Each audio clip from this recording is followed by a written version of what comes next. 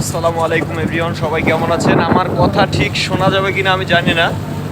বাড়ির উদ্দেশ্যে যাচ্ছি। অবশ্য এখন আমি আছি লঞ্চের ঠিক সামনে। যদি আপনাদেরকে আমি দেখাই একটু, এই যে দেখুন, নদীর অবস্থা মোটামুটি শান্ত বলা যায়।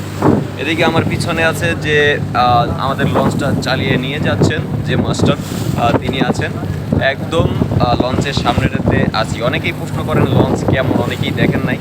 নদীমাতৃক এলাকায় যাদের বাড়ি আমাদের মতো, তারা এই সমস্ত বিষয়ে অনেক পারদর্শী এবং এগুলো দেখে অভ্যস্ত।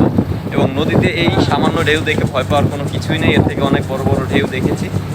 আপনারা যদি কখনো আসেন অবশ্য বুঝতে পারবেন বিষয়টা। আবার অনেকেই দেখা যায় সামান্য ঢেউ দেখে ভয় পায়, চিল্লাপাল্লা শুরু করে দেয়। আসলে ভয় পাওয়ার কিছুই নাই, কিছুই হবে না। একান্ত যদি বড় ধরনের ঝড়ের কবলে না পড়ে লঞ্চ, তাহলে তেমন কোনো সমস্যা হয় না। আর ফেরিতে যদি পারান আপনি, তাহলে একদম নির্দ্বিধায় পারাইতে পারবেন। আর সেক্ষেত্রে আপনার কোনো সমস্যাই হবে না, কারণ ফেরি কিন্তু ঝড়ের মধ্যেও তেমন ক্ষয়ক্ষতি হয় না খুব একটা। সবসময় এটাই দেখা গিয়েছে। যদিও এরকম দু একটা দুর্ঘটনা আছে, তবে খুব কম, একদম কম। সেক্ষেত্রে আপনাদের যারা একটু ভয় করে, পানির ভয় আছে, অনেকে সাঁতার জানেন না, তাদের জন্য কিন্তু আমি বলবো ফেরি বেটার।